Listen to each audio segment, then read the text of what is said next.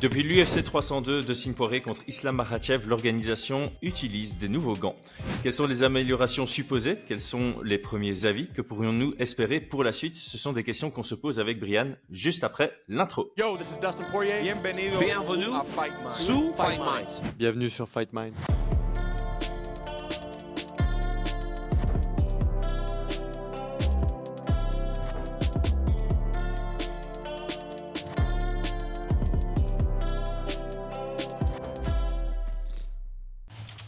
Paris sur le MMA avec Unibet. Quelle sera l'issue du combat? Une soumission? Un KO? Paris sur la prime numéro 1 avec Unibet. 100 € de bonus sur ton premier pari. Forcément, les gens ont beaucoup parlé du design. Il y a une nouvelle couleur pour les champions. Ça n'a aucune réelle importance. Donc nous, on va plutôt se concentrer sur les points les plus importants. Donc, selon Duncan French, qui est le VP de l'UFCPI et qui est une des personnes influentes dans ce projet-là au sein de l'UFC, l'intention derrière ces nouveaux gants est de mettre une priorité sur la santé des athlètes en protégeant mieux celui qui les porte, mais aussi celui de l'adversaire. Alors, je propose, Brian, qu'on commence par le sujet clé qui tourne toujours autour des gants. Les eye poke, ça te va comme point d'entrée? Oui, pourquoi pas. Moi, tu veux qu'on garde ça pour la fin? Je pense qu'on va garder ça pour la fin. Pour la fin. Ouais. Ou alors, sinon, on peut en discuter maintenant, comme ça le sujet est rapidement clos et vous aurez mon avis sur cette question-là. Mais vous allez voir que dans la discussion, ouais, peut-être en conclusion, ce sera mieux quand même. En conclusion, ce sera mieux. D'accord. Alors, ce sera peut-être mieux. Je descends dans mes notes. Comme ça, c'est une nouvelle preuve qu'on se consulte pas avant nos présentations et que le but, c'est d'être le plus fluide possible. Est-ce qu'on parle du coup de protéger la main des athlètes, de celui qui les porte? Ouais, je pense que ça pourrait être une très bonne porte d'entrée. C'est d'abord, comme tu l'as évoqué, la demande de l'UFC. Donc, ouais. Pourquoi l'UFC a souhaité des nouveaux gants et quelles étaient leurs attentes et leurs demandes. Parce qu'ils ont fait appel à non pas une petite entreprise, mais à une entreprise pour les concevoir et une autre pour les produire. Et je pense qu'il est important déjà de pouvoir discuter de ça. Donc toi, tu disais que c'était sur la question de la sécurité, hein. C'est ça. Duncan French, j'avais suivi un de ses podcasts sur le Joe Rogan, à l'UFCPI, il est vraiment très, très... il a une vocation pour la santé des combattants. Et donc forcément, lui, comme il est sur le projet, son intérêt numéro 1, c'est notamment, il travaille beaucoup avec des indicateurs de performance. On y reviendra par la suite. Un indicateur de performance qu'il va suivre, c'est la fréquence des eye poke. Donc je pense qu'en moyenne, il y a un eye poke par 36 combats. J'avais lu quelque chose dans cet ordre d'idée-là. Okay, et il veut que ça diminue. Ouais, c'est lui qui parle de ça. Il veut que ça diminue.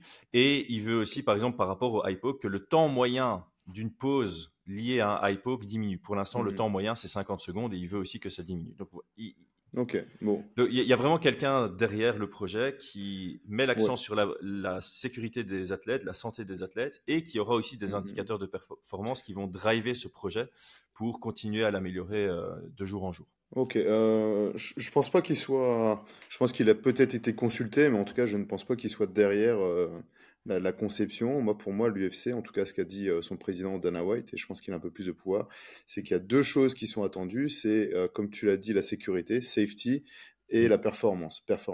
Ok. Moi, personnellement, quand je fais, tu vois, des suivis nutrition, des trucs comme ça, c'est deux choses qui s'opposent pour moi, la santé et la performance. Ouais. Vous pouvez vous poser la question, mais quand je demande à quelqu'un de choisir où est-ce qu'il veut se situer pour une perte de poids, il y a l'aspect santé où ça va être graduel, où il va y avoir des changements d'habitude, et l'aspect performance où ça doit être très rapide. Par exemple, un cutting, donc perdre 5-6 kilos, et on est d'accord que c'est pas bon pour la santé, tu vois. Ou utiliser des produits comme ça a pu être le cas, notamment en France, on a eu des graves crises sanitaires suite à des médicaments pour perdre très très rapidement du poids, tu vois. Ouais, et puis c'est un sujet qui est intéressant parce que même dans le sport, j'ai encore entendu il n'y a pas longtemps Dr Andy Galpin qui le disait, tu peux pas t'entraîner pour la performance et pour la santé. Tu dois faire un choix et ton programme d'entraînement en fitness ne sera pas le même. Donc je pense que le message c'était sécurité, performance. Sécurité pour l'athlète, mais d'un côté, on va en revenir dessus, pour protéger les mains. Performance de l'autre, si tu prends un point dans la tronche, tu vas pas être sécure, tu vois. Donc ça veut dire que, en gros, pour moi, la sécurité, elle est uniquement conçue pour les mains. Okay. Éviter les fractures, c'est surtout les plus grosses blessures qu'on peut avoir. Mais de l'autre côté, bah oui, c'est des gants qui sont pas faits pour être des coussins, tu vois. Quand tu frappes, tu dois éviter les coups, tu dois en prendre le moins possible, parce que on doit aussi avoir en tête que la santé, c'est des gants qui sont moins puissants, enfin qui vont pas t'éteindre en un seul coup, mais qui vont absorber, peut être très mauvais pour la santé, vu qu'il y aura une répétition de petits coups. Ouais, on connaît les débats qu'il y a toujours entre MMA et boxe, notamment à cause de ça. Donc pour moi, c'est ça. Pour moi, ça a été réduire les blessures de la main, la santé, la sécurité. En termes de performance, il y a deux choses qui ont été dites. C'était respect de la dynamique de la main aussi, sur la question de la performance. Donc ça, c'est par rapport au fitting. En anglais, il n'y a pas de mot en français, mais le gant doit bien fit la main. Voilà. Et donc, le fitting fait partie de ça, mais la performance de la main, c'est la performance à mettre KO déjà, et puis la performance à pouvoir se mouvoir pour les situations de grappling et les situations, parce qu'on oublie souvent, le MMA, les gants de MMA, c'est peut-être pour protéger les mains, pas forcément la tête, hein, de l'adversaire, protéger les mains, mais aussi te permettre de pouvoir grappler. Ouais. Et ça, c'est une problématique qu'on oublie souvent. Et c'est vrai que sur la conception des gants, même si au début on peut être un peu choqué sur certains points, on est toujours dans la solution du moins pire. Et en tout cas, je trouve que la conception fait que c'est respecter autant les strikers, protéger, éviter les fractures, que les grappleurs, pouvoir mieux se mouvoir, pouvoir mieux agripper. Et justement, c'est peut-être je t'avais dit juste avant le podcast que j'avais trouvé une interview de Poirier et une de Makhachev par rapport aux gants. Poirier est plus fan des nouveaux gants. Makhachev est moins fan des nouveaux gants. Et la raison, c'est exactement ça. Poirier trouve que c'est plus facile de fermer la main avec les nouveaux gants. C'est moins un effort de fermer la main. Alors que Makhachev, lui, il préfère l'ancienne version parce que celle-ci rend la tâche plus difficile d'ouvrir la main. Et donc, pour les situations de grappling, si tu as un effort plus conséquent pour ouvrir la main, tu perds un tout petit peu en énergie. Voilà. Après, pour le grip, c'est peut-être une aide aussi. Donc, voilà. Ça, les nouveaux gants sont plus difficiles à ouvrir. C'est plus difficile à ouvrir la main quand tu les portes. Pourtant, ils sont bien pleins. Hein. Ils m'ont l'air aussi. Mais c'est étonnant. Ça, c'est subjectif. Hein. Donc là, on n'est vraiment pas dans de l'objectif, on est dans du subjectif. C'est une interview de Makhachev qui dit ça. Maintenant, encore une fois, il n'y a encore aucun combattant qui a utilisé les gants 2 fois. Tous les combattants n'ont utilisé ces gants qu'une seule fois. Et donc, il y a peut-être une question de s'y faire. En combat. En combat. On en discutera. Il y en a qui sont entraînés aussi avec, tu vois. Parce que je prends l'exemple. J'ai demandé à Aldric. Maintenant, on n'a pas reçu la paire de gants. Donc, en tant que combattant à l'UFC, tu les reçois pas automatiquement chez toi. Ouais. Tu les reçois pour ton combat et une fois que tu as combattu, tu les gardes et tu peux continuer à t'entraîner avec. Il y a un dernier point, tant qu'on est dans la sécurité. Ils ont, donc, de nouveau, Chris Duncan disait qu'ils avaient aussi fait gaffe à essayer de minimiser les cuts et les lacérations qui sont liées aux gants quand on fait des situations de grappling. Donc ça, c'est quand même une petite protection de l'adversaire plus que de nous-mêmes. Alors ça tu vois, ça je me pose quand même la question parce que sur les attentes de l'UFC, la sécurité et la performance, je pense que derrière il y a aussi une demande en termes d'innovation et en termes, moi c'est des questions, ça n'a jamais été dit, mais recherche d'innovation pour pouvoir faire du marketing et pour derrière pouvoir vendre des produits dérivés, tu vois. Donc cette question d'éviter les lacérations, je l'ai vu. Je trouve ça étonnant parce c'est pas quelque chose de commun, tu vois, de se faire lacérer avec des coutures de gants. Je pense que c'est plutôt, comment dire ça, tu vois, quand tu dois faire une petite liste d'innovation, des fois tu rentres des choses qui, voilà. Pour faire d'un point de vue marketing, quoi, on a travaillé dessus. Parce que je ne vois pas trop sur les anciens gants ce qui pouvait amener à des lacérations, tu vois. Je crois qu'il parlait de couture. Il y a aucune couture apparente. Les coutures et les coins, je pense, sur le côté de la main. Ouais. Qui était peut-être un peu sur un angle qui pouvait amener à une coupure. Mais... La coupure la plus célèbre qui est liée à un gant, je pense que c'est celle qu'avait subie Fedor Emelianenko, hein. Il esquive comme ça et Ah ouais, le côté du gant vient le couper, tu vois. On parle ouais. de ça il y a 20-30 ans et c'était pas du tout les mêmes gants. Mhm. Donc, bon, voilà. Pour moi, c'est pas un gros truc majeur, mais ouais, pourquoi pas. Je pense que c'est plutôt dans le côté innovation. Mhm. Et donc, sur ces attentes, eh ben, j'imagine qu'ils ont fait des demandes, hein, ils ont fait un appel d'offres et ils ont sélectionné une entreprise qui s'appelle V6 RDI.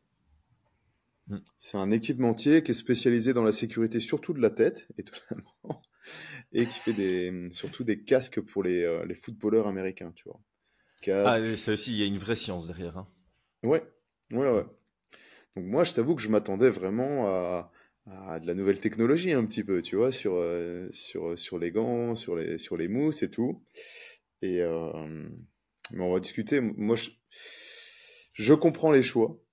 C'est Ouais. toujours pareil, hein. C'est pour ça qu'il est important de définir les attentes de l'entreprise. Euh, mais il y a des choses qui sont contradictoires. Et donc, à Mhm. partir de là, si tu veux de la haute technologie, mais que tu veux vendre ça sur ton UFC Store, bah, ça va pas être possible, tu vois. Donc, tu es obligé de repartir de l'autre côté.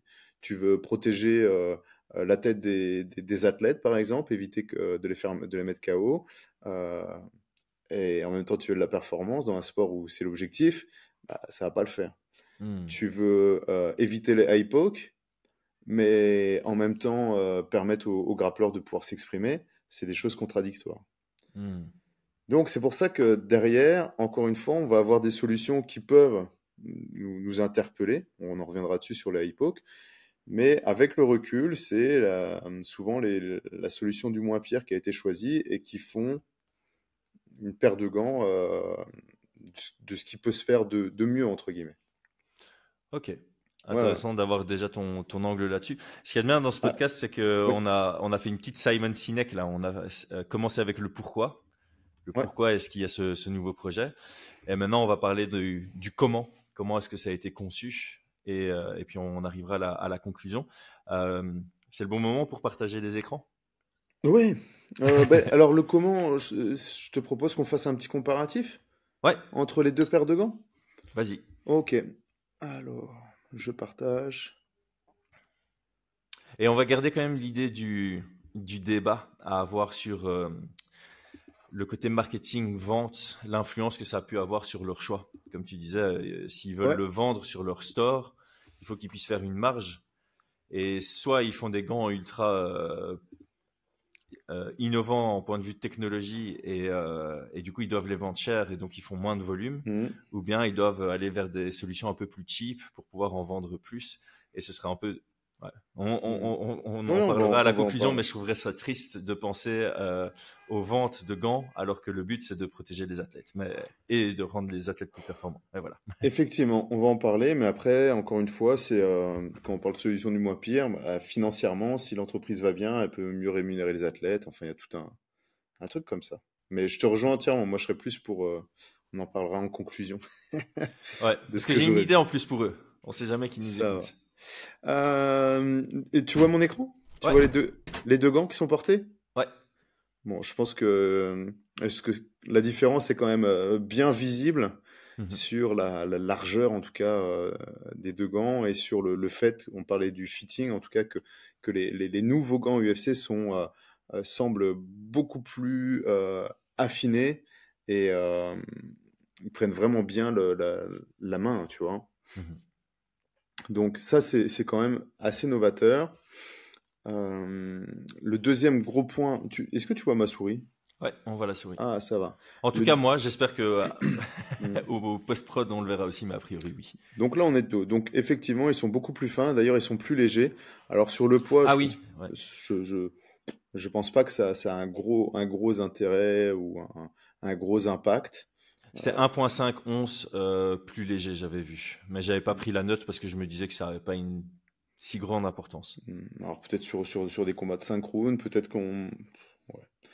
Par contre, là, une des différences notables, vous voyez ici, juste en bas, ce qu'on appelle le panel. Donc on a un pad supplémentaire au niveau du poignet, du dos de la main, ce qui n'était pas le cas avant. sur les anciens gants UFC. Donc les anciens gants UFC, l'entreprise c'est Wano qui avait d'abord développé ça et puis après bon ça a été produit par d'autres. Mais on voit qu'il y a un padding supplémentaire. Tu le vois bien? Ouais. Et juste en dessous, on voit que le strap est beaucoup plus petit que l'ancien. Alors la différence sur les straps, elle est assez intéressante, parce qu'on va en parler juste après, mais elle est assez conséquente quand même, hein. Donc, on a beaucoup plus fin. On a une protection aussi sur les côtés. Ici, juste en dessous, comme pour les coups de poing marteau, ils ont rajouté une petite épaisseur. Là, on voit où il y a du rouge, là, sur le truc. Donc, une mousse en plus qui apparemment est assez confortable. Alors, j'ai des sources, hein. Je vais vous dire qui est ma source après. Je ferai une vraie parenthèse sur ma source. On a un peu de mousse en plus. Alors, moi, personnellement, j'y vois pas trop d'intérêt. Ça, c'est ce qu'on a. Qui fait ça? C'est la marque japonaise Izami qui a rajouté ça sur les gants d'entraînement pour le ponding. Mais je vous avoue que on a quand même beaucoup d'épaisseur de peau à cet endroit-là, si vous regardez. On n'est pas sur os contre os, il y a quand même de la chair, et j'y vois pas trop d'intérêt de protection ici. Par contre, on n'a pas de protection au niveau du pouce. Là, vous voyez où j'entoure, on voit le bandage UFC, comme les anciens gants. Et donc, moi, personnellement, j'aurais préféré avoir une mousse protectrice sur le haut du pouce pour éviter les fractures au niveau du métacarpe qui arrivent très souvent.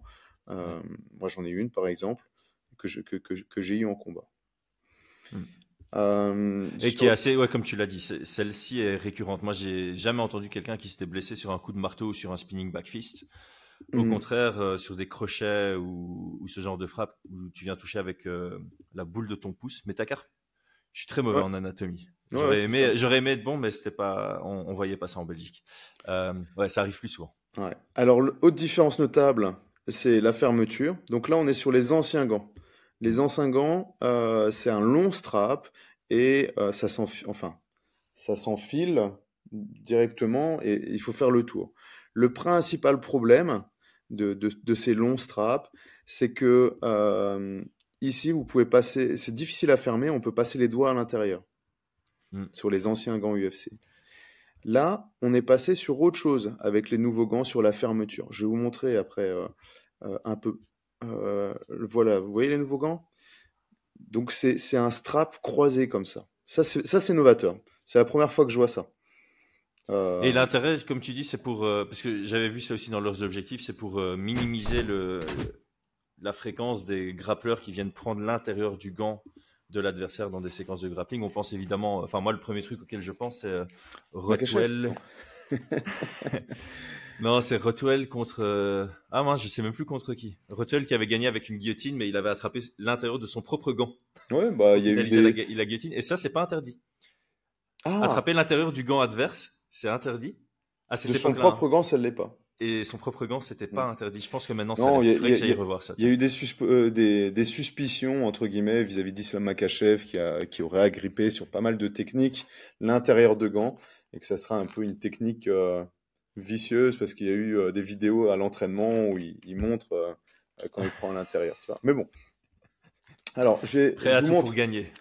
Ça, c'est les paires de gants type UFC Wano sans la protection, sans le padding à l'arrière, comme ça, et avec un long strap. Donc ça s'enfile, hein, avec un grand cercle au milieu. Voilà, on met le pouce. Donc le pouce n'est pas du tout protégé. Si vous frappez mal, vous fracturez ici, c'est douloureux. Et la fermeture ici, il n'y a rien pour serrer. Ok. Donc le coach doit aller tirer comme ça, passer. Voilà. Et tu penses que c'est bien fait? Ben non, parce que tu as 3 doigts qui passent à l'intérieur. Ouais. Vraiment. Donc ça, c'est ce qui existe actuellement. Là, ici, il n'y a pas de protection. Donc moi, je trouve ça très très bien pour les grappleurs. Par contre, pour les strikers, on n'a pas de rembourrage qui permet d'avoir une frappe plus puissante et de protéger les risques de torsion au niveau de l'impact. Tu vois. Un autre point qui est important avec ce padding supplémentaire, j'ai pas de gant qui a un padding comme ça, mais vous imaginez si vous avez un padding, c'est aussi un emplacement publicitaire, tu vois. Ah ouais, pas Eh ouais, il bête, faut pas penser à bête. ça, hein. Ouais. Faut penser à ça. Donc, ce petit rectangle en plus qui, soi-disant, vient protéger, eh bien, ça pourrait être un emplacement qui pourrait, pour un éventuel sponsor. Hmm. Ah ouais. Et là, c'est pas, là, c'est de l'argent hein, qui rentre, hein. Ah ouais. Ouais, ouais. Ah oui, Donc oui, moi, oui. par exemple, là, je suis en train de bosser sur des gants de pro pour les compétitions. J'ai fait le choix, avant de faire cette vidéo, de réfléchir à tout ça, j'avais fait le choix d'avoir un unique padding pour pouvoir mettre mon logo. Parce qu'il y a le logo de l'organisation, mais il me fallait quand même, tu vois, mon logo apparaître, parce que Hmm. sinon tu mets du tape, bah, tu le vois plus, tu vois, ton logo. Voilà. Ouais. Donc ça, il faut l'avoir aussi en tête. Ça peut être un choix. Il est Alors, malin, ce ouais. Brian. Le strap croisé, c'est vraiment pour la compétition hein, que ça a été développé parce que, comme vous avez vu, je vais remettre. Est-ce que je peux enfin, comme vous avez vu, bah, forcément,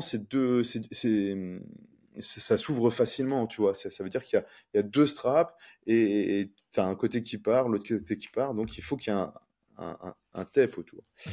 Alors, effectivement, j'ai pas de strap croisé parce que ça n'existe pas, mais j'ai, tu vois, les trucs de protection, là, de bandage comme ça. Ouais. J'utilise pas, mais voilà. Là, c'est pareil, c'est une sorte de croisé. Tu tires et tu vas de l'autre côté.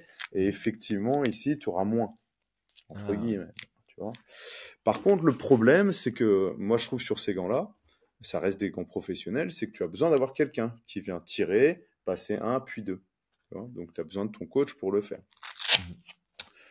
Ce qui en Euh, soi n'est pas un gros problème. À ce qui en l'entraînement, c'est soi, peut-être un peu plus ennuyeux, mais ah en bah, combat, t'es d'office avec voilà. ton Ça, coach ou le gars qui met les mm, tapes qui peut venir le faire, quoi. mm. Ça reste quand même que c'est avec des, comment on appelle ça? Des scratchs, tu vois, Ouais. du velcro. Alors pour moi, la meilleure solution sur le poignet, je vais directement, hein, là aussi où j'ai été étonné, c'est ce qu'on trouve en boxe anglaise. Ok, c'est les lacets en pro.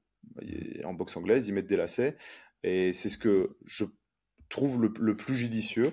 Tu vois, je les utilise sur mes gants, et ça sera sur les gants pour la compétition, mais j'utilise pour les gants de sparring. Les lacets, tu peux serrer comme tu veux ici, avoir parfaitement plus serré, et là, il n'y a rien qui rentre, tu vois. Mhm. Là, le serrage, il est complet, c'est moulé, tu vois. Ouais, et donc ça répond à plusieurs de leurs objectifs. Le Bah, fait ça de ne pas pouvoir répond, agripper à l'intérieur, le ouais, fait d'avoir une bonne sécurité du poignet, ouais. et en plus, encore une fois, c'est assez large. Et tu vois que le poignet, c'est pas un rectangle, hein, Mm. ça a une forme, c'est plus large ici, plus fin, etc. Le velcro, C'est droit. c'est droit, tu vois, donc ça veut dire que tu peux avoir de l'espace. Les lacets, alors ceux-là sont spécifiques, hein, c'est une fermeture spécifique pour mettre avec du tape, mais tu as 4 points. Enfin, donc Mhm. ici, je vais avoir ma largeur, qui va, je sais pas, moi, le tour, il fait 17 cm, j'en sais rien. Celui-là, c'est 16, celui-là, c'est 15, celui-là, c'est 18, tu vois. Mhm. Hop. Et donc là, bah, ta forme, elle épouse parfaitement. Tu vois. Donc ça, c'était, voilà, dans les trucs, c'est une question que je me suis posée. Pour en venir sur nos gants, sur le comparatif, ce qu'ils ont rajouté de plus après la fermeture croisée, c'est au niveau de ce qu'ils appellent une innovation, une multicouche, tu vois, multiple Mhm. layer. Je Ouais. vais repartager l'écran. Ouais, Alors, il montre le graphique avec, comme si c'était un gâteau, quoi.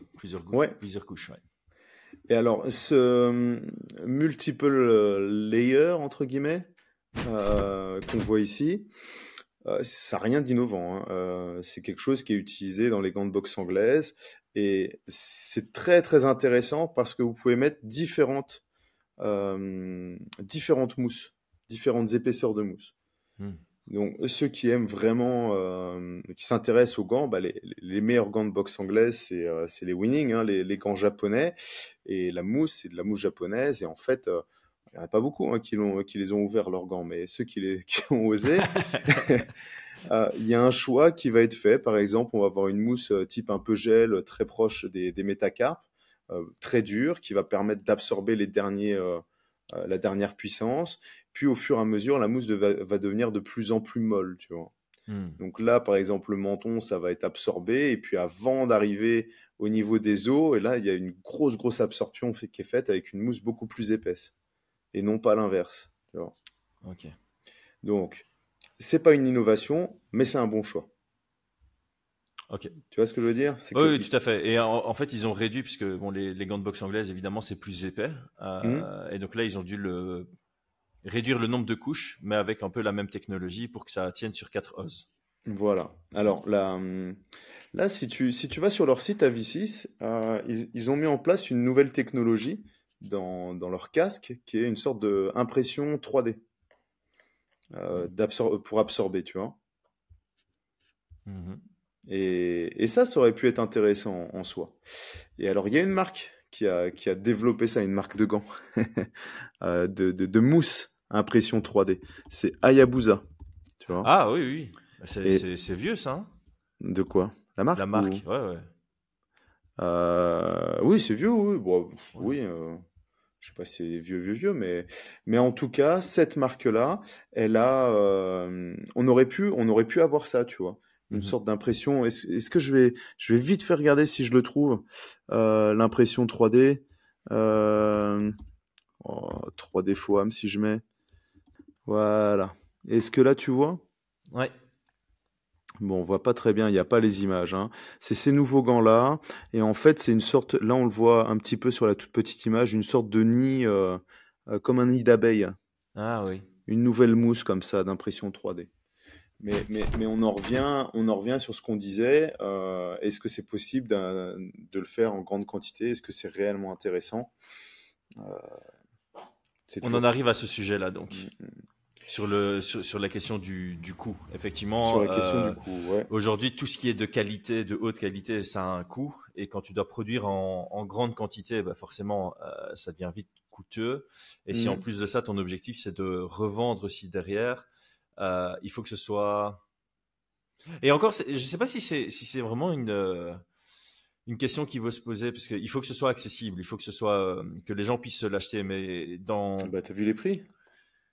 non, j'ai pas vu les prix. Mais c'est ça le truc, c'est que allez, quand tu vends des choses en ligne, soit tu vends peu avec une grosse marge et Ouais. ça va aller, soit tu vends beaucoup avec une petite marge et ton seuil de rentabilité se trouve, Mm, mm, mm. non, il se trouve pas au même endroit sur le volume, mais Ouais, je vois ce que tu veux voilà, dire. voilà. Je me suis Alors, perdu dans mes explications, mais soit tu fais petite marge, gros volume, soit tu fais grosse marge, petit volume et mm. ton bénéfice sera identique.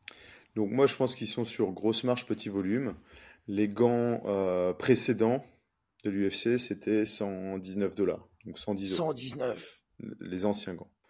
En cuir, je vous l'accorde, mais on est sur des grosses quantités de commandes. Donc je pense que c'est des gants qui devaient coûter à l'UFC à peine 10 euros, tu vois, à produire, à peine 10 euros. Donc ils faisaient une marge de 100, je pense qu'ils font une marge de 100 $ dessus. Sympa la marge. Mm, mm. Ouais, 100 $ sur une vente à un peu plus que 100. Donc, Non, bah là ils sont à proportionnellement en 120 $. pourcentage, ouais, en Ouais, ils sont à pourcentage, plus c'est de 100 énorme. $.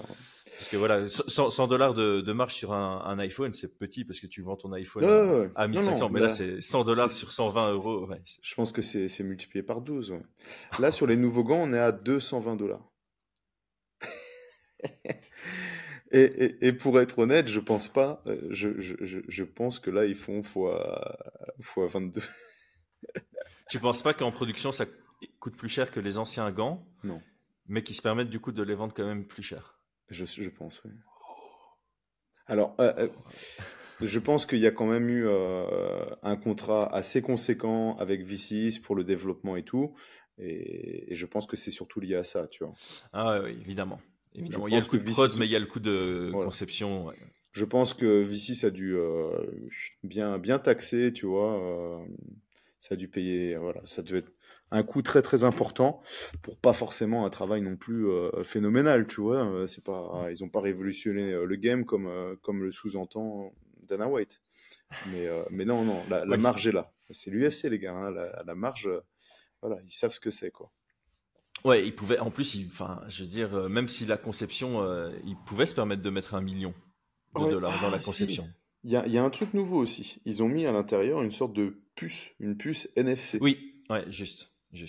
Donc, ça, je suis pas du tout calé là-dessus, mais apparemment, ça te permet de savoir d'où ça vient et si c'est des gants qui ont servi dans des combats ou un truc comme ça, c'est Ouais, possible? c'est ça. Ça permet de voir si le gant a servi dans un combat et ça permet aussi à mon avis, c'est un pas vers déjà le data gathering, enfin, l'accès aux données, de Mhm. commencer à prendre des data pendant un combat et l'intelligence artificielle, comment l'exploiter pendant les combats aussi avec ces données.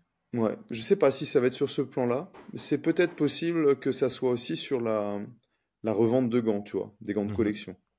Et donc, tu pourras t'assurer de l'authenticité de gants UFC, genre, je sais pas moi, euh, on va revenir sur Issa Makhachev, il combat, il devient champion, il revend ses gants pour un truc caritatif, tu vois, et l'acheteur qui va le payer, bah, il aura l'assurance, et pendant des générations, ça peut devenir un objet de collection, tu vois. Ouais, ça fait beaucoup d'idées marketing qui ne me surprend pas du côté de l'UFC. Une autre idée, mais au final, maintenant que j'y pense, c'est peut-être pas tant intelligent que ça, c'est euh, d'avoir aussi une version déco. Tu vois, tu vends des gants qui servent juste à de la décoration pour les fans qui sont pas des pratiquants. Parce qu'en fait, eux, ils s'en foutent d'avoir la technologie, l'innovation, le vrai gant utilisé par les combattants. Eux, s'ils le veulent en déco dans leur salon, bah, tu peux encore produire quelque chose à 2 $ et le Ouais. revendre facilement à 80 $ avec une très bonne marge également. Et ce sera plus accessible, donc en termes de volume, tu vas vendre un peu plus. Et voilà, pour tous les fans non pratiquants, Mhm. ça permettrait d'avoir une option pour eux aussi. Et effectivement, du coup, tu aurais trois prix différents. Tu aurais le prix décoration, le prix utilisation et le prix a été utilisé par un combattant UFC. Ouais, potentiellement. Mais moi, je pense que la décoration, c'est les gants à 220, là, tu vois. Je pense que la cible Ouais. marketing, c'est pas les pratiquants. Ah oui, C'est non, clairement pas. Clairement là, pas. c'est les fans qui veulent avoir les nouveaux gants chez eux comme objet de collection. Mhm. Et donc, c'est pour ça qu'ils font un faible volume, mais par contre, une marge phénoménale, tu vois. Ouais, d'autant plus que bah, j'imagine que c'est pas pareil dans toutes les équipes, mais c'est plutôt rare les équipes où tu utilises les gants de compétition en sparring. Tu vas plutôt utiliser des gants de sparring en sparring. Mhm. Ouais, c'est vrai. C'est Donc vrai, c'est vrai. clairement, même en tant que gars qui fait de la compétition et des entraînements, tu vas acheter ces gants-là, tu vas pas beaucoup les utiliser à l'entraînement. J'ose espérer, tu vas peut-être les utiliser pour les phases de grappling, les sparring à thème qui sont axés sur le grappling Mhm. avec du très light sparring, mais dès le moment où tu veux faire du sparring un peu plus poussé debout, ben, j'imagine qu'il y a des équipes qui sont encore en mode archaïque. Non, il faut s'habituer au combat et Bah, ça dépend, peut-être sur un thème, tu vois. À l'approche d'un combat, si pour se rappeler ce que c'est que le 4 Z et qu'il faut mieux pas le prendre ouais, dans le nez. Mais effectivement, non, je pense qu'en plus à ce prix-là, tu vas au Décathlon, tu vois. T'achètes les gants, 220 les quoi. gants de fitness. Mais donc là, on est déjà sur un public différent. C'est vrai qu'à Oui, 220 $, tu es déjà ah sur un oui. public non combattant. Et même les combattants UFC sur leur premier contrat, ils vont pas s'acheter des gants à 220 $, tu vois. Non, bien Ils ont sûr que pas. non. Ouais, non, Non. donc c'est un. Ouais. Non, et puis bah, les combattants, en dehors de l'UFC, ils ont aussi des sponsors dans leur salle d'entraînement, tu vois. Ouais, Donc ils vont les recevoir gratuitement, ils vont pas. ouais, c'est clair, c'est Aucun clair. intérêt, tu vois. Et je pense que j'ai fait le tour hein, sur le comparatif. Ah, les Sur deux, la. les Ouais. deux paires de gants sont en cuir, hein. Mhm. Ça, c'est quand même un truc qui est resté. Et questionnant, je sais pas. Moi, il y a juste un dernier détail sur lequel on n'a Hmm. pas parlé. Je sais pas si tu avais prévu d'en parler après, mais c'est par rapport au confort et au fitting des gants. Ils sont passés à 10 tailles différentes, donc ça va de triple XS à quadruple XL. Et avant, c'était combien? Avant, je pense que ça partait de XS. Et par contre, en XL, je sais, il y a l'anecdote qui tient. Ils avaient, ils avaient personnalisé des gants pour Brock Lesnar, qui lui était à 6 XL, un truc comme Ouais. ça. Mais Mais ça, je crois que c'est. de base, ça s'arrêtait à double XL ou à XL. Donc Pour moi, il y a pour moi, trois tailles en plus. Trois non, tailles en je crois plus, pas. il me semble. Parce qu'en fait, Non? tu oublies qu'il y a 3 tailles féminines. Donc, en gros, Ah oui, il c'est y a, vrai. Maintenant, il y a- c'est unisexe. Maintenant, ouais, c'est unisexe. il Ouais. y a 10 tailles unisexes aujourd'hui, alors Mhm. qu'avant, il y avait 10 tailles, il y en avait 7 hommes et je pense 3 femmes. Un truc dans le genre. Hmm. Moi aussi, au début, je pensais qu'il y aurait moins de. Mais en fait, non. Ils ont juste supprimé les tailles féminines pour faire le total. Ouais, mais attends, je pense que la femme qui a les plus gros points, a probablement des points plus gros que le mec qui avait les plus petits points. Donc, il séparait vraiment. Genre, Oui, c'est la pour plus ça grande qu'ils taille ont des arrêté. femmes, c'était plus petit que la plus petite taille des hommes. Moi, j'imagine, j'en sais rien. Ouais, je sais pas. J'imagine, ça doit correspondre là au sizing actuel, tu vois. Ok, ok. Moi, je pensais que c'était une petite amélioration parce qu'il y avait plus de choix et on peut Mhm. parler peut-être de ton expérience Non, personnelle, mais je sais plus si c'était toi ou non, c'est Donovan qui était toujours entre deux paires, entre deux tailles. c'est la suppression des sexes, tu vois, c'est le wokisme américain, tu vois. Non, je rigole. Mais non, par contre, alors, pour en revenir sur les tailles, pour moi, effectivement, il n'y a pas d'intérêt de faire des gants femmes, des gants hommes. Par contre, où je suis étonné, c'est que on a des longueurs de mains différentes et des largeurs de mains et de doigts différents, tu vois. Mhm. Et donc, j'ai déjà eu moi, sur des clients qui avaient des longues mains très fines. Et effectivement, bah, quand ils allaient mettre une taille, je sais pas moi, du S, on va dire que c'est pas que ça dépassait, tu vois, mais c'était juste. Et d'autres qui avaient des petites mains très épaisses et qui avaient du mal à rentrer Mhm. dans la petite paire, tu vois. Ouais. Donc, je pense que ça aurait été comme des chaussures, c'est le même principe, hein, wide and narrow, tu vois, c'est Ouais. comment, large et étroit, tu vois. Ouais. Tu Donc, dois avoir sur la taille et sur l'épaisseur. voilà, donc tu aurais Mhm. pu avoir 5 tailles, 5 longueurs et 5 largeurs, donc ça fait, non, et 2 largeurs, et donc on aurait eu 10 paires. Hmm. Voilà, moi Ouais. c'est mon avis personnel, je pense que ça aurait été beaucoup plus judicieux que là, quand tu vois 10 paires, tu te dis, tiens, je vais commander quoi, tu vois, J'avoue. Tu vas dépenser 220 balles pour. Je sais pas. Est-ce qu'il y a une matrice de Je taille comme ça? crois, Mesure ta oui. main et alors tu auras. J'espère qu'ils le font. Ouais, sûrement, mais bon. Non, oui, alors, ouais, c'est ça, donc entre, donc, XS, c'est entre 6 pouces et demi et 7 pouces 25.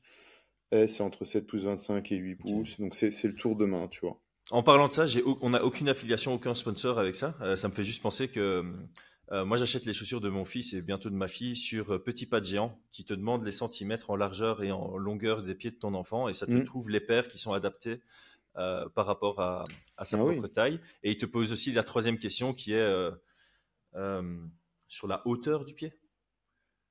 Ah, Tu peut-être, mais as c'est. ta taille épaisseur, enfin Hmm. ta taille épaisseur et tu as aussi la hauteur. Et donc tu as aussi une question sur là il y a que deux tailles quoi, mais je Hmm. trouvais ça intéressant. On avait reçu ce site et franchement ça fonctionne bien. Tu commandes sur internet, tu mesures juste en centimètres, tu rentres dedans et puis ça te propose eux-mêmes les marques qui sont les plus adaptées et c'est du barefoot en général Ouais, bah, donc le voilà, c'est principe du cool. barefoot, c'est vraiment respecter la largeur des pieds, tu vois. Mhm.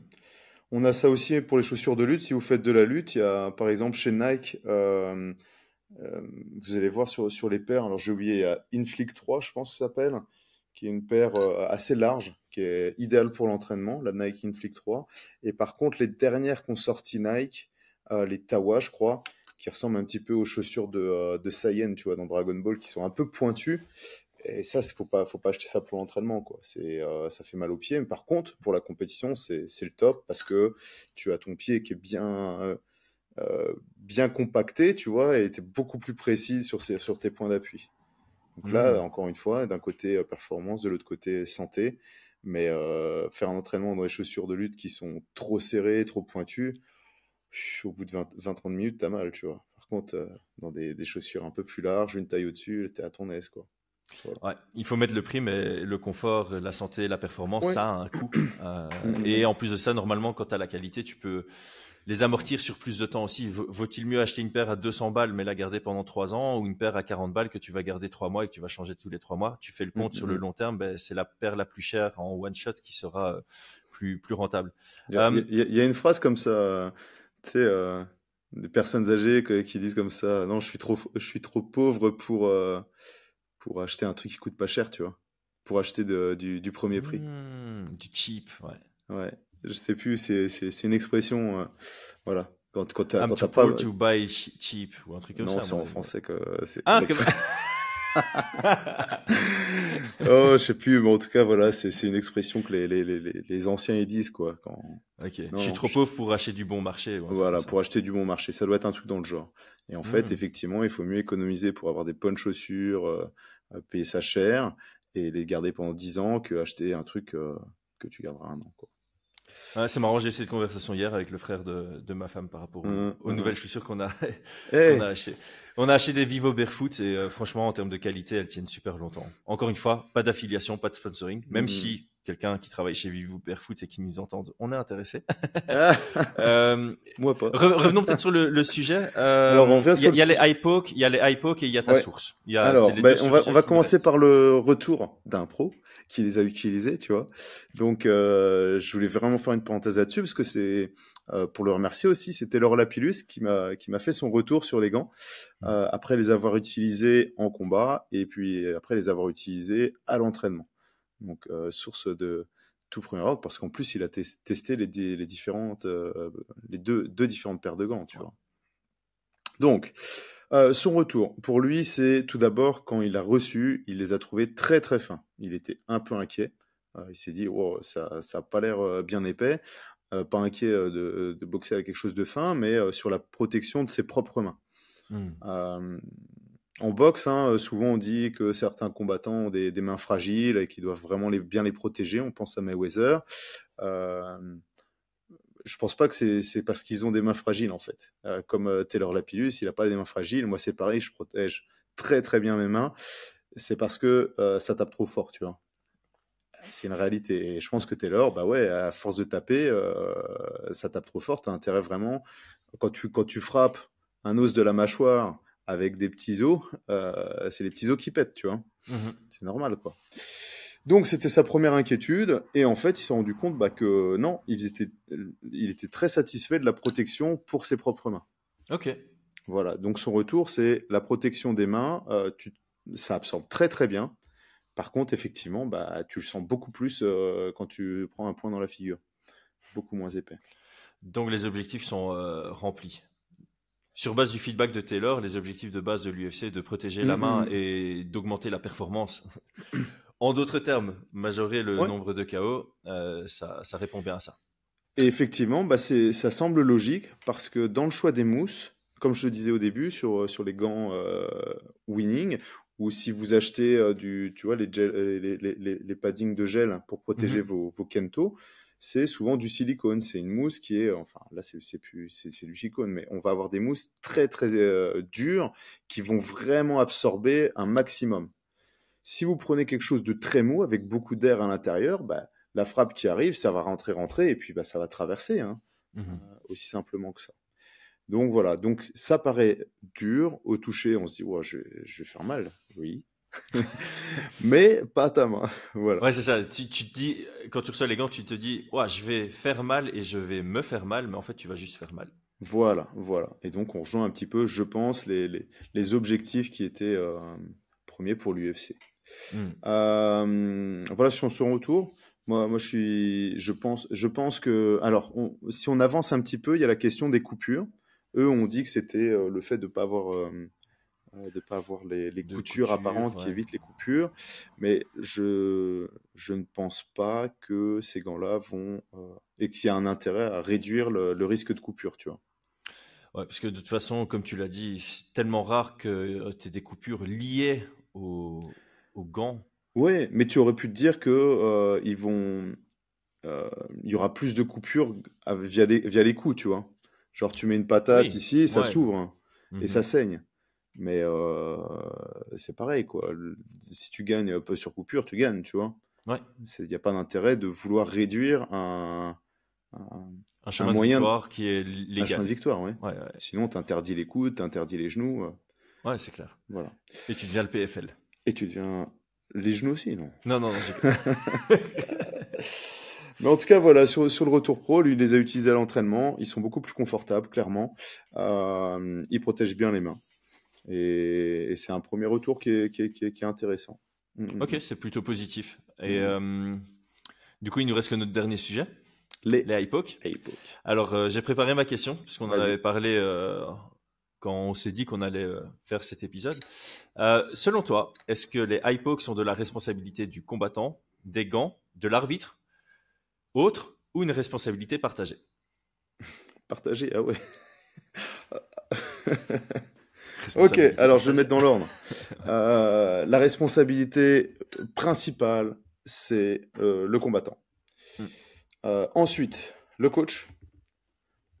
Ouais. Ensuite, l'arbitre. Et Ouais. encore, s'il ne rappelle pas les règles et il n'interpelle pas le combattant qui met en danger l'autre. Et voilà. Et les gants. Alors, effectivement, si on veut retirer cette responsabilité aux principaux responsables, on pourrait se dire, bah non, on ferme les gants jusqu'à avoir des gants de boxe, tu vois. Et puis voilà, c'est sûr qu'il n'y aura plus de high poke, quoi. Ouais, mais il y aura des chouettes phases de grappling. Voilà. Ah, ça va Donc, faire beaucoup de scramble, ça. voilà. La question de high poke, elle est toujours mise sur le compte des gants. On va en parler, hein, parce que j'imagine qu'il y en a qui vont me tomber dessus sur les commentaires, mais vous inquiétez pas, j'ai mes arguments. Mais en tout cas, voilà. Pour moi, l'apprentissage, quand je vois des gars qui sont en train de faire leur shadow avec les doigts grands ouverts, ou un Jones qui était comme ça en train de bosser, c'est sa responsabilité. C'est lui qui ouvre les doigts, qui les met devant les yeux de l'autre. Mhm. Donc, effectivement, les organisations, les fédérations ont commencé à mettre des warnings, quitte à mettre des points de pénalité. Donc, ils ont clairement dit, tu ne peux plus boxer comme ça. En compétition novice amateur, les arbitres font très bien leur boulot et rappellent à chaque fois, vous devez faire attention à vos doigts, les doigts ne peuvent pas être devant, soit recourbés, soit main vers le haut, soit un poing fermé. C'est dit à chaque fois. Maintenant, le problème, c'est qu'à l'entraînement, on a encore et des pros et des compétiteurs qui font leur shadow, qui s'entraînent avec les doigts comme ça, et personne ne leur dit rien. Que ce soit le partenaire qui a les yeux, voilà, tu vois, jusqu'à se prendre, le coach, et puis bah, même le combattant lui-même. Donc il y a une véritable modification à faire dans sa manière de s'entraîner. Et ça, c'est la responsabilité de tous. Donc, quand vous entraînez avec quelqu'un qui est avec ses doigts devant, et tu dis, oh, tes doigts, s'il te plaît. Une fois, deux fois, mais là, tu tournes pas avec. Moi, il y a des gens avec qui je ne tourne pas. Un gars qui débute, qui n'a pas encore ses habitudes, je ne vais pas tourner avec lui. Qui commence à me mettre des doigts ou qui panique avec les doigts comme ça, je ne vais pas tourner avec lui. C'est relou quand quelqu'un commence à se mettre des doigts, je suis d'accord. Et les coachs ont aussi leurs responsabilités. Moi, ça fait partie des trucs. Quand je coach, il y en a qui se font engueuler. Si je commence à les voir faire du shadow doigt ouvert, je dis, tu crées en boxe anglaise ou quoi? Non, t'es en MMA, tu vas te faire reprendre. Et en combat, je t'assure que tu te fais reprendre. Alors, si c'est pas ta langue en plus, tu es à l'étranger ou quoi que ce soit, ça peut te faire sortir de ton combat, tu vois. À fond. Ne fût-ce que l'avertissement, mais ça peut aussi te faire perdre une décision parce que tu prends un point de pénalité et tu aurais gagné cette décision sans ce point de pénalité. Bien sûr. Donc ça, c'est la responsabilité de tout à chacun. Alors maintenant, sur la question des gants. Comme je vous disais au début, on a besoin de gants qui vont permettre de performer en striking, donc qui vont avantager, protéger les mains du striker, et qui vont permettre aux grappleurs et aux lutteurs de pouvoir s'exprimer. On est d'accord là-dessus. Ouais. Alors, il existe... Est-ce que j'ai... Ouais, j'ai l'image. Je vais vous montrer la différence. Sûrement les meilleurs gants qui existent, ça vient encore du Japon, hein, c'est les gants Izami qui ont été développés, c'est les gants de chez Rising, tu vois. Ouais. Voilà, le Pride, c'était ça aussi le fournisseur ou pas? Oh, je sais plus. Oui, je pense. Ouais, il me semble. Possible. Vous voyez l'image? Ouais. Donc, ça, c'est les gants actuels, les gants américains, enfin, de l'UFC, avec complètement plat. Ok. Et les gants du Rising avec un véritable virage à 90 degrés, à angle droit, qui pousse les doigts vers le bas. D'accord? Donc là, on peut se dire, bah ouais, quand tu utilises des gants comme ça, tu vas pas te mettre des high poke, tu vois. La réalité, alors, je vais arrêter le partage, je vais vous montrer l'exemple avec des gants. Donc, je vais prendre des gants à moi. Voilà, on va imaginer, vous voyez, ça c'est un gant d'entraînement avec cet angle à 90 degrés. Ok. Mhm. Moi, je me suis entraîné à mettre mes doigts devant mon partenaire, comme ça, de bras tendus, et voilà. Je m'en fous, en fait, que l'angle, il soit fait, tu vois. Si je veux avoir mes doigts tendus, ils seront tendus, et je vais pas Est-ce que ça fatiguer, représente quoi. un effort? Parce que ça peut être un mini-argument, tu vois. Non, Non? parce que regarde, là, c'est fermé, mais quand je tends les doigts, là, il y a de l'espace, tu vois. Ok. Ça se relève, en fait. Hmm. Et alors, le principal problème de ces gants à 90 degrés, c'est que quand tu vas grappler, quand tu veux grappler et que tu veux passer sous les aisselles, faire mettre ton underhook, eh bien, tu es ici, tu vas tendre tes doigts, tu vas passer, et en fait, ce qui va se passer, c'est que, on le voit l'écart là, ouais. Tu vois Ouais, on l'écart? voit, ouais. Tu gagnes une largeur considérable, alors ça sera beaucoup moins que ça, on est d'accord là-dessus, hein. Mhm. Mais tu viens désavantager les grappleurs, tu vois. Hmm. Tu viens complètement le désavantager, le lutteur et le grappleur. Sur un truc qui est même pas prouvé, en fait, que ça va limiter le high poke. Alors que sur des gants qui sont plats, eh ben, vu que c'est ta responsabilité, eh bien, c'est à toi de fermer tes doigts. Mhm. Et quand tu ouvres tes mains pour lutter, hop là. Donc là, je bosse, point fermé, les mains, hop, hop, hop, hop, hop. Si je veux grappler, ben là, c'est relativement serré. Encore Ah, il ceux-là, y a, ouais. ceux-là, il y a de l'angle en plus. Je te dis des bêtises. Ça, c'est les Thaïlandais, mais il y a un tout petit peu d'angle, tu vois. Ah ouais, t'es sur du 30 degrés là. Ouais, ça reste acceptable, ça, tu vois. Mais dans tous les cas, des high poke, vous les aurez toujours si vous êtes mal éduqué, ouais, entre guillemets, Ouais, tu non, vois. bah c'est ça. Ouais. Ouais. Si tu as des Donc, mauvaises habitudes, parce que ouais, ton coach te reprend pas et que. On en avait déjà parlé aussi, c'est si tu fais que des sparring en gants de boxe anglaise, ben, dans tes gants de boxe anglaise, les sparring light, tu peux te permettre tes flicker jab, les garder avec ta main ouverte, mais ça ouais, donne une mauvaise habitude. Après, tu rentres avec des gants MMA, ben, tu continues tes flicker jab, main ouverte, et c'est pas. ouais, Ouais. alors tu peux faire des flicker jab main fermée, tu vois. Mais Ouais, mais qui le fait? il faut avoir la visibilité sur les gants, tu vois. Ouais, c'est À ça. l'entraînement aussi. D'où Donc, l'importance de s'entraîner avec des gants MMA adaptés mm. aussi. Et donc là, on peut partir du principe que les nouveaux gants, si tu vas sur le retour de Dustin Poirier, c'est que ils sont plats, qu'il y a une vraie facilité à fermer.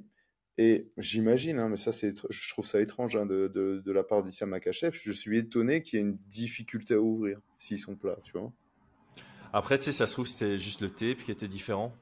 Peut-être. Et c'est pour ça que je dis, quand tu as un échantillon d'un seul combat, je sais pas à quel point on peut dire quelque chose. Tu vois. Il a peut-être moins bien senti, peut-être que. Je sais pas. Oui, peut-être. En tout cas, pour moi, on doit ne pas oublier que le MMA, c'est un mélange de sports de combat et on ne peut pas privilégier un sport de combat plus qu'un autre. Mhm. Donc, si les strikers font l'erreur de mettre les doigts, c'est à eux de le corriger dans l'entraînement, dans leur salle, quitte à prendre des points de pénalité. Et on ne peut pas mettre en place, parce qu'ils ne ferment pas leurs mains, parce qu'il y a des combattants hein, qui mettent beaucoup moins d'hypo. On est tous d'accord là-dessus. Il y en a, c'est Ah leur oui. spécialité. Hein. Mhm. Il y en a d'autres, ils font. Et tu pourrais presque le prévoir. On pourrait presque faire des paris. Quand on voit un gars qui arrive qui est en train de faire ça, tu pourrais dire, oh lui, il va mettre un hip-hop dans le combat, tu vois. Ouais. Ou les gars qui, dès que tu rentres, ils mettent leurs mains comme ça devant pour aller chercher le contrôle-tête. Enfin voilà. Ça, c'est mon avis sur la hip-hop. Sauf si à un moment donné, effectivement, vous dites, bah non, on diminue la hip-hop, quitte à désavantager les grappleurs et les lutteurs. C'est un argument qui pourrait s'entendre aussi. Ouais. Qui pourrait s'entendre, mais Voilà. moyennement acceptable. Je suis pas d'accord, moi. Non, bah oui. Mais encore une fois, on en revient à ce que je disais au début. Souvent, on va devoir faire choisir la moins pire des solutions. Donc, Ouais, c'est ça. On va vers le moins pire au début. voilà. Le plus juste pour tous, c'est d'avoir des gants qui sont plats, mais surtout faciles à ouvrir. Donc, fermés pour les boxeurs, comme Dustin Poirier. Faciles à ouvrir pour les grappleurs, comme Islam Makhachev. Et cette question-là de garder les doigts fermés, elle est de la responsabilité du combattant. Quand tout le monde sera vraiment attentif à ça, je suis persuadé qu'on va diminuer les high poke. Voilà, tous les coachs qui nous écoutent, tous les combattants qui nous écoutent, faites vos shadows, faites vos entraînements, point fermé, prenez cette habitude et faites-les avec des gants MMA, comme ça vous prenez directement une habitude de fermer votre point avec un gant MMA et pas avec un gant de boxe. Dernier point, tout dernier point. Ouais. Les amis, vous avez remarqué à quel point Brian est engagé dans ce sujet. Pour ceux qui ne le savent pas et qui suivent le podcast jusqu'à maintenant, c'est que le sujet vous a intéressé. Brian a développé depuis longtemps des gants. Tu es à ton 4e prototype, c'est ça? Ta 4e version Non, je vais être au 5e, 6e. 5e, 6e maintenant, ok. Ouais, La dernière ouais. fois qu'on avait fait une vidéo, tu étais au 4e. Donc, c'est en Je progression pense 5e, ouais. continue. Et alors, j'ai moi-même mettre les arguments de vente en avant. Donc, tu fais gaffe à l'hygiène pour pas que ça pue après 2 entraînements. Ouais. Tu fais gaffe à la durabilité pour pas qu'on doive en acheter chaque année. Tu fais gaffe à la protection de la main de celui qui les porte. Tu fais gaffe aussi à la protection de celui qui prend les coups de poing. Tu fais gaffe au confort, tu l'as montré avec les lacets. Et tu fais gaffe aussi à l'aisance de les mettre. C'est facile de les mettre tout seul, tu n'as pas besoin de quelqu'un pour t'aider à les mettre. Ouais, ouais, ouais. Ouais, c'est exactement ça. Moi, j'étais pas satisfait du tout des gants que je trouvais dans le marché, sur le marché, tout simplement. Je voulais vraiment avoir des gants qui protègent pour le striking. Je suis parti aussi du principe que si j'étais capable de grappler avec des gros gants, bah, c'était une sorte d'handicap à l'entraînement, et donc que ça serait beaucoup plus simple de grappler avec des gants beaucoup plus petits, tu vois. Et donc effectivement, au fur et à mesure des années, j'ai développé des gants qui me permettaient de bien protéger et de pouvoir faire du MMA complet. Et pas genre mettre les gros protège tibia de box style, les gros gants, et puis faire du grappling sans aucune protection. Et le jour du combat, me retrouver avec des gants de 4Z, tu vois, les mains ouvertes, et pas savoir faire les choses, tu vois. Ouais. Donc j'ai développé, alors dans les... ce que je voulais faire, comme tu l'as dit, hein, c'était sur la question de l'hygiène. Donc l'intérieur, alors les nouveaux gants de l'UFC, tu as vu, hein, c'est un intérieur en une sorte de tissu absorbant. Moi, j'aime pas du tout parce que je trouve qu'au bout d'un mois ou deux, ça pue la mort. Et donc, j'ai fait le choix d'avoir un intérieur en cuir. Donc, j'ai fait une couleur vraiment sobre pour pas que ça déteigne, mais ça déteint pas parce que j'avais fait du rouge à l'époque, ça déteignait pas. Et ça permet d'être nettoyé facilement, tu vois. Et donc, j'ai fait, suite à ça, au niveau de la fermeture, j'aime beaucoup les gants de boxe anglaise. Et j'adore m'entraîner avec des gants à lacets parce que le confort est incroyable, tu vois. Ouais. Tu places, t'as pas les risques de te faire griffer, mais surtout, bah, comme j'expliquais, avec les lacets, tu étais parfaitement pris. Et donc, j'ai développé deux types de gants, les gants d'entraînement, donc ceux-là, avec le scratch habituellement, mais le scratch pour moi, c'était pas suffisant, donc j'ai rajouté une fermeture à lacet, tu vois, c'est ce que j'appelle hybride, donc c'est lacet et strap, et qui permet d'avoir l'avantage du lacet, tu vois, pour le serrage, et la facilité avec comment on appelle ça, le strap. Il y a double passage, ça c'est une demande d'un de mes élèves qui aimait vraiment bien le confort, et c'est vrai que moi je trouve ça bien aussi. Et t'avais aussi j'ai vu, il y avait aussi le panel, mais tu l'avais déjà montré aussi. À l'arrière, alors ouais, donc le panel c'est un triple panel, donc ça c'est quelque chose d'assez commun. Je l'ai gardé parce qu'en fait cette forme-là, voilà, moi je suis un peu conservateur en soi. L'innovation c'est bien, mais il y a des gens qui étaient là avant toi et qui ont réfléchi à pas mal de choses, et il faut s'en influencer. Et en fait ce triple panel, bah, il apporte de la protection, et tu as vu en fait il vient prendre la forme complètement de la main, tu vois. Ouais. De cette forme de main là, ici, voilà. Ouais. Okay. Donc ça je l'ai conservé aussi, voilà.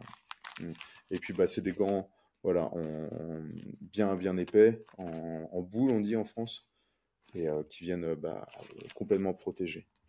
Et alors l'autre que j'ai développé, qui est vraiment plus pour une comment dire ça, un peu plus précis dans la clientèle, c'est des gants de sparring.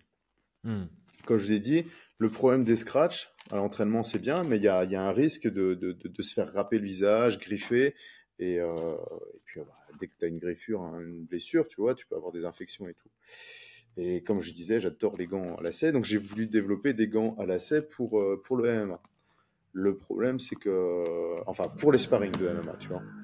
Le problème, c'est qu'il faut un coach pour les installer et tout. Et donc, j'ai réfléchi à la possibilité de les faire sans, tu vois. Et donc, c'est la même chose. C'est la même fermeture. Sauf que voilà, la fermeture, elle est là. Hop. Et puis après, je mets le tape ici. Tu vois. J'ai pas pris de tape avec. Et j'enroule. Et je passe mon tape complètement autour, tu vois. Et donc là, au niveau du contrôle du poignet, c'est C'est incroyable, quoi. Pas que moi qui l'ai dit, tu vois. Et donc, et le dernier point aussi, c'est que je suis pas écolo, les amis, mais je fais quand même attention à mon empreinte, tu vois. Et dans l'idée, c'est de pouvoir quand même remplacer ce qui s'use le plus rapidement. Donc, c'est les fermetures. Donc, le scratch, à force d'être utilisé, hein, les petits picots en plastique finissent par tomber, partir, et à la fin, ça tient plus, quoi, tu vois. Et donc, tu es obligé de jeter, même si la mousse est encore bonne. Et donc, avec ce principe-là, tu peux soit sur les gants comme ça, tu enlèves les straps et puis tu utilises que du tape, tout simplement, ou soit tu les remplaces avec des tapes des straps de remplacement qu'il y a aussi sur le site, tu vois. Ah ben voilà. Voilà, tu vois. Et ça, c'est le dernier point. C'est le dernier point. Parfait. Ben voilà. Brutal-MMA.com. Ah ouais, tu tapes brutal gants de MMA sur Google, tu vas les trouver. Ouais, je mettrai le lien en description. Ce sera Et plus facile. ouais. Et quelle est ta marge? Non, je déconne, mais tu les vends à moins de 220 €, j'imagine. À combien est-ce qu'ils sont? Les gants sont à 60 € la paire. Ah, c'est rien. Ouais, je pense être vraiment en dessous du prix du marché parce qu'ils sont tout en cuir, tu vois. Quand tu vois les prix gants en cuir, on est plutôt autour entre 80 et 120 €. Et à la différence que toi, tu as réfléchi à tous les éléments d'hygiène, de confort, de sécurité, etc. C'est 80 et 120 € sur des gants de commande, tu vois, pas du sur-mesure où j'ai bossé sur le développement. Non. Donc là, pour l'instant, c'est le prix sur les gants qui me restent parce que là, on arrive à la fin du stock et il y aura un restock en septembre, je pense aussi. Mais là, par contre, le prix risque d'augmenter un petit peu parce que guerre en Ukraine, tu vois, tous ces trucs. Ouais, comme d'hab. L'essence, machin. Mais voilà, si vous pouvez voir, il y a 2 coloris. Il reste 3 paires de blancs, par contre. Mais sinon, c'est coloris noir. Parce que, au pire, ils te contactent en disant je suis intéressé, c'est sold out. Exactement. Envoie-moi un message. Voilà, exactement. Et à la rentrée, il y aura le restock aussi des protèges tibia spéciales MMA. Ouais, t'avais fait un test et t'étais pas ultra satisfait, hein, si je me souviens bien. Ah si, j'étais très satisfait, sauf qu'il y a une petite erreur de taille, tu vois, donc ils sont tous partis, hein, mais c'était lent. Tu vois, le fitting des gants, là, tu vois, là, c'est pareil. C'était pas assez enveloppant à ce que j'avais demandé, et donc j'ai dû tout refaire les mesures comme souhaité, tu vois. Donc là le 2.0 sera nickel. Nickel. Mais ça, c'est mon côté un petit peu, tu vois, perfectionniste comme ça. Mais dans ces milieux-là, c'est extrêmement important. Et je pense que le mot perfectionniste est mal vu dans le monde de l'entreprise et tout ça, alors que c'est une qualité. Ouais, je sais pas. Moi, je me bats contre ça parce que ça crée un peu l'immobilisme aussi de temps en temps. Tu vois. Ouais, c'est ça. En fait, la critique qu'on peut faire au perfectionniste, c'est la procrastination. En fait, il faut pas confondre perfectionniste et procrastinateur. Tu as des perfectionnistes qui utilisent ce mot pour procrastiner, faire moins, prendre du temps sur certaines choses. Ouais, tu as des perfectionnistes qui sont juste là pour produire le meilleur produit qui est possible. Non, mais là, en plus, c'est vraiment sur un truc esthétique où il y avait 1 centimètre de trop. En haut, tu vois, et que ça m'a empêché de dormir pendant 2 jours, tu vois. Et au final, là, j'ai quasi toute l'équipe qui est équipée avec, et ils sont tous satisfaits, et on peut vraiment s'entraîner avec une bonne protection au niveau des jambes, continuer à grappler, à lutter comme si t'avais rien. Ça change. Tu vois, hier, j'ai tourné en box taille, ça change. C'est top, t'es super bien protégé, mais t'as l'impression de rien avoir. Donc c'est incroyable. Parfait. On en fera aussi un épisode. Ouais, ça marche. Les amis, merci à tous. Pensez à vous abonner. La route vers les 50 000, ça continue. Ciao, ciao. Ciao tout le monde.